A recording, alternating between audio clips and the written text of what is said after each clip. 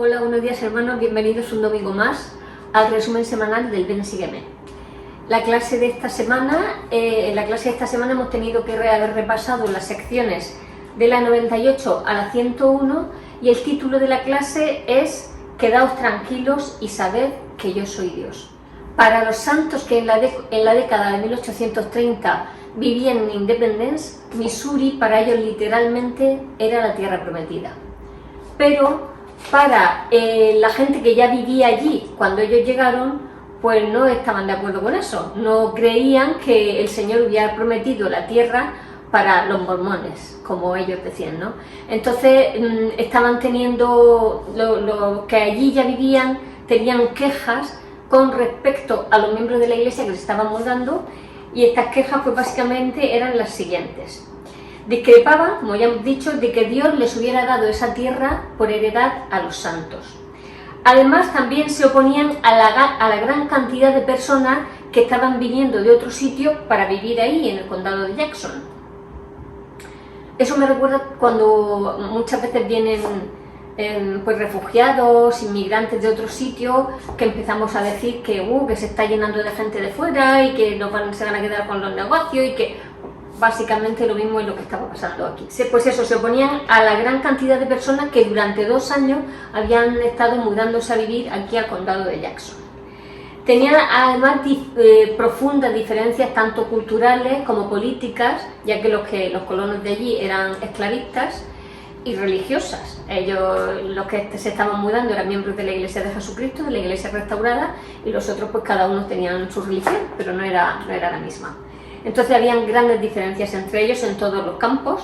Además estaban muy molestos por un artículo que el FEL había publicado en el periódico, en el cual se analizaban los requisitos legales que habían diseñado para impedir la inmigración de los negros que fueran miembros de la Iglesia a Independence. Ellos eran, como he dicho al principio, eran esclavistas, y pensaban que si todos los miembros negros de la Iglesia se iban a venir también para Independence, y que aquello pues se le iba a llenar a ellos de negros, ellos que no podían ni verlo porque estaban a favor de la esclavitud. Como esto causó un gran revuelo, el artículo que Phelps había publicado, pues entonces trató de publicar otro artículo suavizando un poco la posición de la Iglesia, ¿no? Era un artículo así como que no somos esclavistas, pero trató de alguna forma de posicionarse un poco al lado de la gente de allí del condado de Jackson para evitar problemas, porque iban a tener, como ya veremos, muchos problemas por ese tema. Pero eso, en vez de calmar los ánimos del populacho del condado de Jackson, pues lo que hizo es que todavía se encolerizaran más y le dieron un ultimátum. Le dieron 15 minutos para que hablaran entre ellos y les dieran la promesa a los del condado de Jackson de que iban a salir de allí, de que se iban a ir a otro lugar. Y les dio 15 minutos pues, para que discutieran sobre ese tema y le dieran la promesa de que se irían. Claro, Phelps y otros líderes de la iglesia pues no estaban muy de acuerdo, ni un poco de acuerdo, en tener que dejar esa tierra simplemente porque a las personas que allí vivían ellos les molestaban. Eso la ley no contemplaba eso. Entonces pues no estaban muy de acuerdo. Pensaban además que el Señor por revelación había dicho que Missouri es donde se iba a establecer Sion. Por revelación al profeta, el Señor le dijo al Phelps que cogiera a su familia y se mudaran para allá, y además que pusiera allí una imprenta. Muchos otros miembros habían dejado sus casas, sus negocios, sus terrenos en el otro estado. Y claro, y ahora simplemente porque a sus vecinos les molestaban, pues no estaban dispuestos así por las buenas a dejarlo todo para complacer a este populacho. Al pasar los 15 minutos y no haber obtenido una respuesta, pues el populacho se puso manos a la obra y empezó una campaña violenta de agresiones fuertes en contra de los miembros de la iglesia. Una de las cosas que hicieron fue que fueron a la casa de Phelps, donde tenía la imprenta, derribaron la puerta y subieron al segundo piso, cogieron la imprenta que estaba allí, la tiraron por la ventana, lo destrozaron todo. Ese mismo día Edward Partridge y Charles Allen fueron también cubiertos de brea y plumas. Ya en otra ocasión algunos miembros habían sufrido, José Smith mismo había sufrido esta misma agresión. La brea sabéis que es muy caliente y te quema la piel, y al pegarte luego las plumas, pues al secarse la brea, las plumas se quedan ahí pegadas, y para quitarte eso es que te llevan la piel detrás, ¿no? O sea que fueron agresiones muy violentas y muy dolorosas las que estaban sufriendo estos miembros de la Iglesia. Entonces, al no encontrar otra salida, Edward Partridge, Phelps y otros líderes de la Iglesia acordaron formalmente que para la primavera de 1834 los santos abandonarían el condado de Jackson.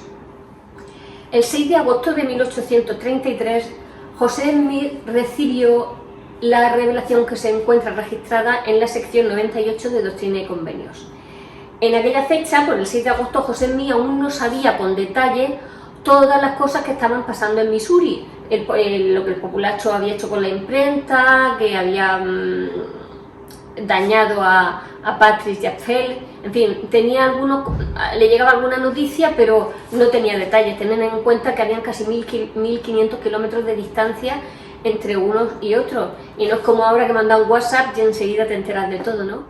Entonces, aunque José Smith no sabía exactamente qué estaba pasando en Missouri, el Señor sí lo sabía, y por eso da esta revelación de la sección 98, donde habla del sufrimiento de los santos. Vamos a leer los primeros versículos del 1 al 3, que son fuertecillos, empieza fuerte la sección. Vamos a leerlos. De cierto os digo, mis amigos, no temáis, consuélense vuestros corazones. Sí, regocijaos para siempre, y en todas las cosas dad gracias. Dice en el 2, vuestras oraciones han entrado en los oídos del Señor, y el Señor ha jurado y decretado que serán otorgadas. Y en el 3 nos dice, todas las cosas con que habéis sido afligidas obrarán juntamente para vuestro bien y para la gloria de mi nombre, dice el Señor. O sea, fijaos el panorama que estaban teniendo los santos. Habían destrozado la imprenta, la casa de Phelps, los habían llenado de brea, de plumas, eran perseguidos, amenazados, los querían echar de allí. Y el Señor les dice que se regocijen y que den gracias en todas las cosas.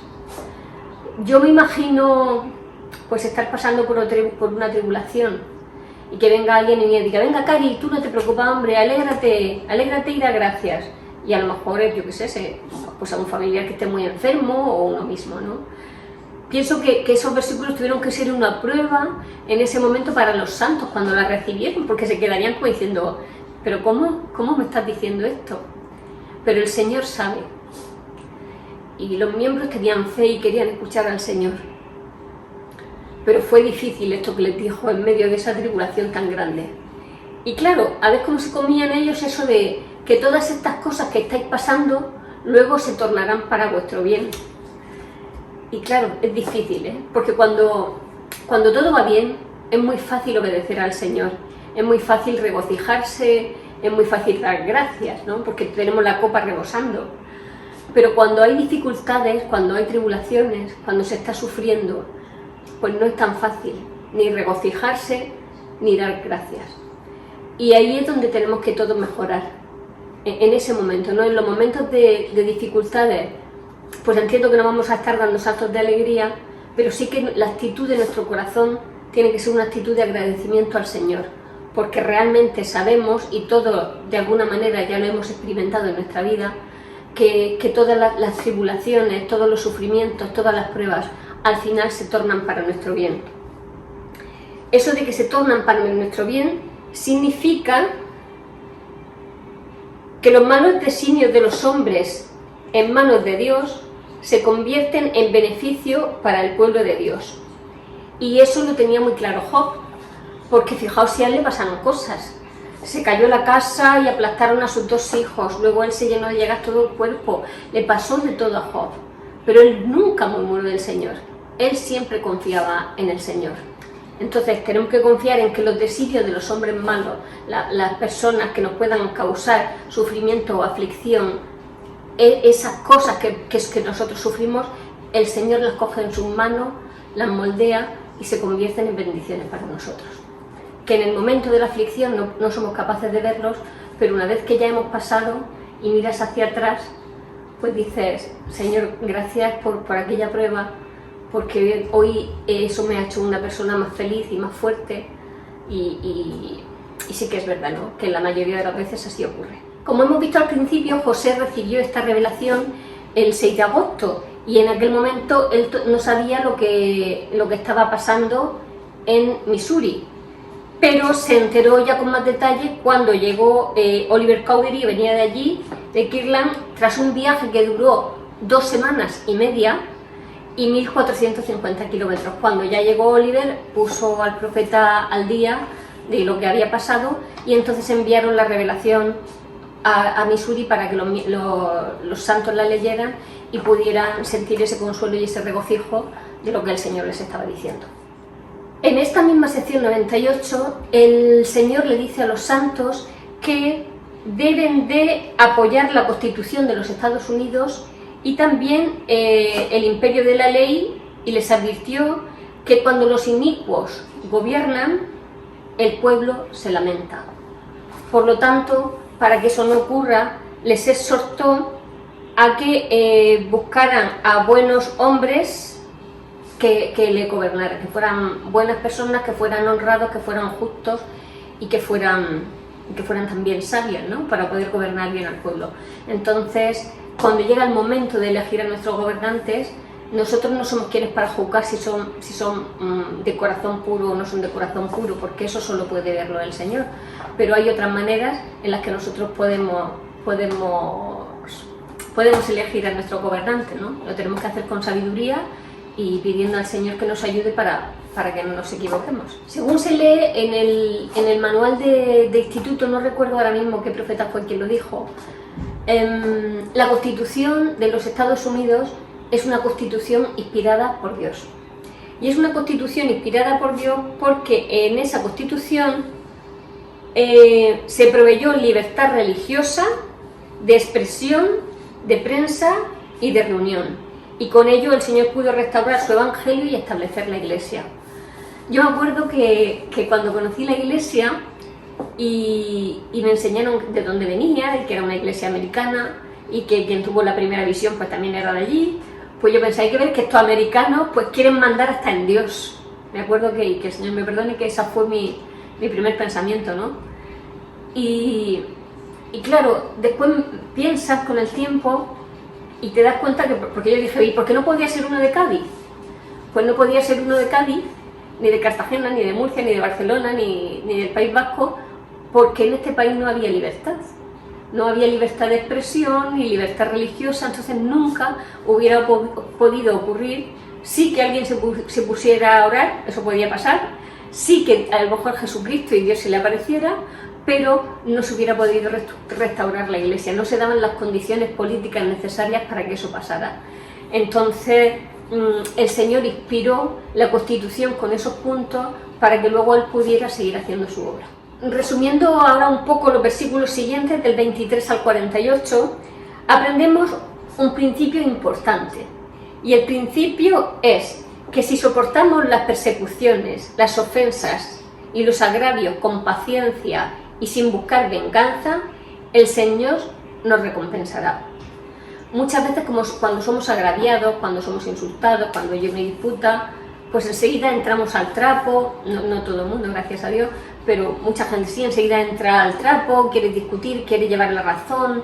Si te han hecho algo, quieres vengarte, hacerle también a lo otro. Hay enfrentamientos entre familias por herencias y por cosas, y estas cosas el Señor no le gusta y nos aconseja y nos enseña esto, que si soportamos las persecuciones, las ofensas y los agravios con paciencia y sin buscar venganza, el Señor nos va a recompensar.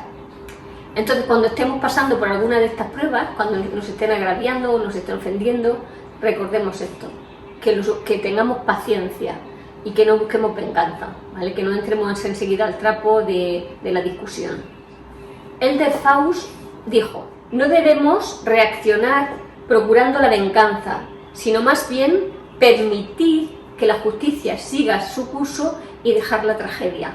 O sea que cuando nos pasa algo no lo convirtamos en una tragedia. Si es algo que tiene solución en los tribunales, pues dejar que la justicia siga su curso, o bien la justicia divina, y olvidar la tragedia.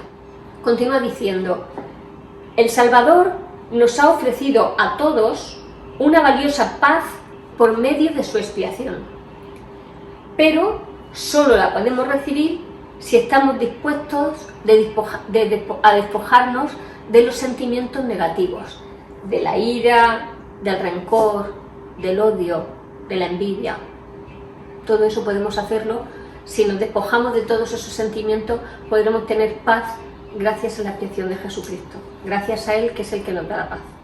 Para obtener esa paz, lo que tenemos que hacer también es ver a la persona que nos agravia o que nos ofende, verla como lo que es, un hijo de Dios, que a lo mejor está pasando también por sus propias pruebas, y lo tenemos que ver así, como un hijo de Dios, porque todos somos hijos de Dios. Entonces, tal vez, si cuando pasa el momento ese de la discusión y ya te relajas un poco y piensas en esa persona como un hijo de Dios, el mismo Dios que es nuestro Padre es también su Padre, pues podemos aplacar nuestro corazón y llenarlo de paz, ¿no? En vez de seguir con esa rabia, y que al final nos puede llegar a enfermar a las personas y hacerlas sufrir mucho, ¿no? Por no tener su corazón en paz. El elder Kevin R. Duncan dijo algo importantísimo acerca de esto, porque claro, estamos hablando de perdonar al que nos ofende, al que nos ultraja, al que nos daña, que está muy bien eso de perdonar y no desearle ningún mal, pero dice elder Duncan: hermanos y hermanas, por favor, no malinterpreten. Perdonar no significa aprobar. No se trata de justificar la mala conducta ni de permitir que los demás nos traten mal debido a sus problemas, a sus dolores o a sus debilidades. Es decir, que tengamos que perdonar a las personas lo que no quiere decir que tengamos que perdonar, no quiere decir que aprobemos lo que nos han hecho. Si lo que nos han hecho está mal y no hay que aprobarlo, ni justificarlo, pero sí perdonarlo. Y dice que hay algunas personas que porque ellos tienen problemas, o porque tienen dolores, o porque tienen debilidades, pues se pueden volver agresivas con otras. Y bueno, no hay que justificarlo. Ay, mira que está pasando por esta prueba. Bueno, muy bien, está pasando por esa prueba, pero es que yo tengo las mías. Eso no le da derecho a tratarme a mí mal, ¿no? Por ejemplo. Entonces, no tenemos que confundirnos que perdonar no significa aprobar las conductas que no están bien. Si alguien, por ejemplo, está sufriendo maltrato, que por desgracia hay muchos hogares donde hay gente maltratada, de todas las edades y de todos los sexos, y claro, hay que perdonar eso, pero hay que alejarse del lugar donde está lo que nos está haciendo daño. Sí, yo perdono, pero yo me voy de aquí porque a mí me hace daño estar en este sitio, o me hace daño estar con esta persona. Entonces eso es lo que nos venía a decir el elder Duncan con estas palabras.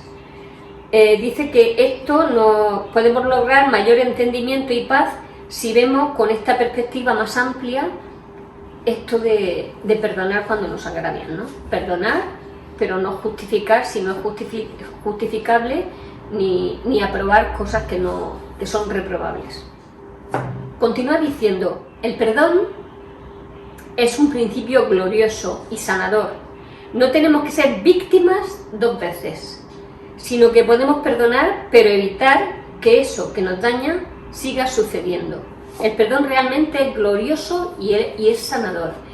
Y seguro que todos tenemos experiencias de haber perdonado cosas que a lo mejor teníamos enquistadas en el corazón y sentir paz. Porque el rencor es como un veneno que contamina nuestro cuerpo y contamina nuestra mente y nos puede hacer enfermar físicamente. Entonces, si perdonamos, no tenemos por qué pasar ese calvario de estar ahí con la mochila del rencor.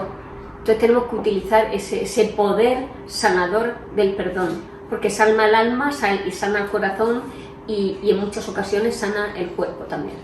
El 16 y 17 de diciembre de 1833, el Señor reveló al profeta por qué había permitido que sus santos sufrieran tanta aflicción. Es interesante esto, porque los mismos santos se lo preguntaban, ¿cómo el Señor nos dice que dejemos todo lo que teníamos allí, que nos vengamos más para el oeste, que edifiquemos casa, que pongamos una imprenta para luego sufrir tanto? El Señor da en el 16 y 17 de diciembre a José Mí una revelación que se encuentra registrada en la sección 101 de Doctrinas y Convenios, y vamos a leer algunos versículos. Es posible que muchos de nosotros hayamos tomado malas decisiones muchas veces, y que a lo mejor nos hayamos arrepentido, pero luego hemos vuelto a tomar malas decisiones. Y es posible incluso que alguno piense que el Señor ya no le va a perdonar más porque ya se ha cansado de perdonarle por reiterarse tantas veces en la misma cosa, ¿no? en la misma equivocación. Pero es un error pensar eso. También vamos a ver en esta sección 101 cómo nos ve el Señor a pesar de nuestros pecados. Como antecedente histórico de esta sección 101, recordemos que los miembros que estaban instalados en Jackson, pues estaban sufriendo persecuciones por el populacho, así que los líderes de la iglesia en Kirtland le aconsejaron a los santos que pidieran protección y ayuda al gobierno. Los líderes de la iglesia se reunieron con el gobernador y además también contrataron abogados para defender sus derechos y para defender también sus propiedades. Cuando el populacho se enteró de que se habían reunido con el gobernador y que se habían buscado a sus abogados, pues se llenaron más de ira y entonces ya su campaña de persecución fue aún más fuerte y acabaron echando del condado a los santos. Ellos trataron de instalarse en poblaciones cercanas, pero el populacho los seguía hasta allí también y los echaba. Hemos dicho al principio de esta sección que aquí explicaba el Señor por qué había permitido que los santos sufrieran todas esas aflicciones. Y vamos a leer en el versículo del 1 al 3. Y dice así: De cierto te digo concerniente a tus hermanos que han sido afligidos, perseguidos y expulsados de la tierra de su herencia. Yo, el Señor, he permitido que les sobrevenga la tribulación con que han sido afligidos por motivo de sus transgresiones. Yo, el Señor, he permitido que les sobrevenga la tribulación con la que han sido afligidos por motivo de sus transgresiones. Lo leo dos veces, porque algunas veces, tal vez muchas veces, las dificultades por las que pasamos son consecuencia de que no somos obedientes y de nuestras transgresiones. Dice el 3: No obstante, los poseeré y serán míos el día en que yo venga para integrar mis joyas. Y aquí es cuando el Señor, vemos cómo nos ve el Señor aunque cometamos pecados. Dice que serán míos el día en que yo venga para integrar mis joyas. Sus joyas son las personas que escuchan su voz, que le siguen y que se esfuerzan al máximo. Y entonces, y que se arrepienten, claro. Entonces él sabe que aunque habían cometido transgresiones, si se arrepienten, formarán parte de sus joyas y serán míos. O sea que ese pensamiento que a veces podemos tener del Señor ya tiene que estar harto de mí, ya no me va a perdonar más, tenemos que desecharlo. Si nuestro arrepentimiento es sincero, cada vez que nosotros nos arrepintamos sinceramente de corazón, Él nos va a perdonar, porque dice que seremos suyos. Y me emocionó mucho cuando leí esto, ¿no? De cómo el Señor nos ve a pesar de nuestras transgresiones, cómo nos ve siempre con amor, porque es un Padre amoroso que perdona a sus hijos. Y en este caso, en el caso de los santos, ¿qué transgresiones son las que ellos habían cometido, por las que habían tenido que sufrir estas dificultades? Pues esto lo vemos en los versículos del 6 al 8, que dice así: Aquí te digo que había riñas y contiendas, y envidias, y disputas, y deseos sensuales, y codiciosos entre ellos, y como resultado de estas cosas, profanaron sus heredades. Aquí vemos una vez más lo que no le gusta al Señor. No le gustan las riñas, las contiendas, las envidias, las disputas, esos enzarzamientos que entre unos y otros al Señor no le gusta. Y parte por haber sido de esa forma y claro, por no haberse arrepentido con anterioridad, pues tuvieron que sufrir parte de las aflicciones que tuvieron que sufrir fueron por esto. No todas, porque algunas aflicciones, como sabemos, son por nuestras malas decisiones, pero otras son por malas decisiones de otras personas, ¿no? Como por ejemplo el populacho. Entonces no todo fue por estas transgresiones de ellos. En los versículos 9 y 10 el Señor sigue diciendo cómo nos ve Él y dice: de cierto te digo que no obstante sus pecados, mis entrañas están llenas de compasión por ellos. Yo no los desecharé completamente, y en el día de la ira me acordaré de tener misericordia. El Señor es misericordioso, y Él se acordará de tener misericordia en ese día en el que venga a juzgar a las personas. El presidente Harold Billy dijo: no tengáis temor de las pruebas de la vida. A veces, cuando tenéis que pasar por las pruebas más severas, es cuando más cerca estáis de Dios. Lo voy a leer otra vez. No tengáis temor de las pruebas de la vida. A veces, cuando tenéis que pasar por las pruebas más severas, es cuando más cerca estáis de Dios. Las Escrituras nos enseñan que Dios prueba a su pueblo por los siguientes motivos, ¿vale? Son los siguientes motivos por los que el Señor nos prueba. Primero, porque las pruebas son un medio para purificarnos. Cuando estamos pasando por dificultades, por regla general, nos acercamos más a Dios, como hemos visto en la cita de Fausto. Nos acercamos más a Él y entonces nos volvemos más espirituales. Y al acercarnos más a Dios, pues tenemos más deseos de ser puros y entonces tenemos más deseo de arrepentirnos. Y nos arrepentimos y al arrepentirnos nos estamos santificando. Con lo cual, las pruebas son un medio para purificarnos, porque nos hace ser más humildes y reconocer nuestras debilidades. El sufrimiento, además, puede conducirnos a recibir el perdón de los pecados. Una vez que nos arrepentimos, es por causa de que nos hemos humillado y nos hemos acercado al Señor, nos arrepentimos y entonces el Señor perdona nuestros pecados. Además, también las pruebas nos enseñan la obediencia. Cuando estamos pasando por pruebas, debemos de examinar por qué nos está pasando eso y ver si es que a lo mejor estamos siendo desobedientes en algo y por eso estamos pasando por esa prueba. Y otra razón es que las pruebas nos refinan como oro puro. Cuando los que forjan el hierro y lo trabajan, sabéis que lo tienen que poner al fuego ardiendo y empiezan a base de golpes y de calor, de golpes y calor, pues van formando el arma o la herramienta que ellos quieran construir, ¿no? Y de alguna forma algo que es tan tosco como un trozo de hierro sin moldear se puede convertir en algo bonito, en una obra de arte a base de porrazos y del fuego, ¿no? Porque el fuego es purificador y de esa forma la prueba es para nosotros como un fuego purificador que nos refina como a oro puro. Tras mucha tribulación, dice el Señor, llega la bendición, porque el Señor está con nosotros en medio de las pruebas, en medio de las tribulaciones. El Señor está ahí, está con nosotros, no nos deja solos. Sí puede que nos dé la prueba, pero junto con la prueba nos da la bendición y nos da la fuerza para poder superar esa prueba. Y cuando estamos pasando por ese torbellino en nuestra vida, además, el Señor lo que hace es que está como con los brazos esperando, y si nos vamos a caer antes de llegar al suelo, Él nos recoge. Y si nosotros seguimos la voz del Señor y estamos refinados espiritualmente para percibir sus susurros a través del Espíritu Santo, podemos evitar muchas de las pruebas.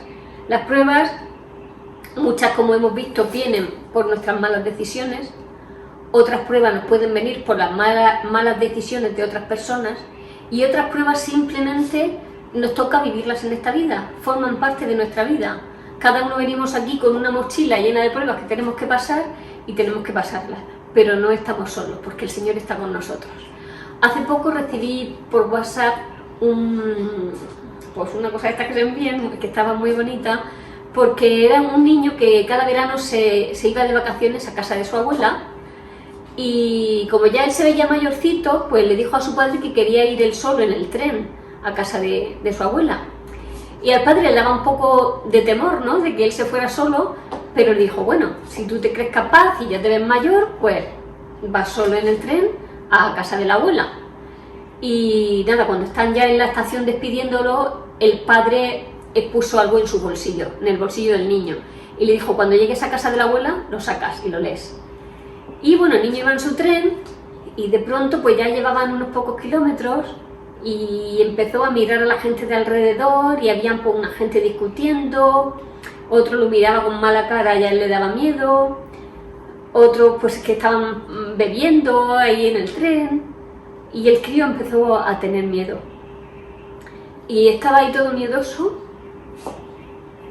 y se acordó de lo que su padre le metió en el bolsillo, aunque le dijo que lo leyera cuando llegara a casa de la abuela.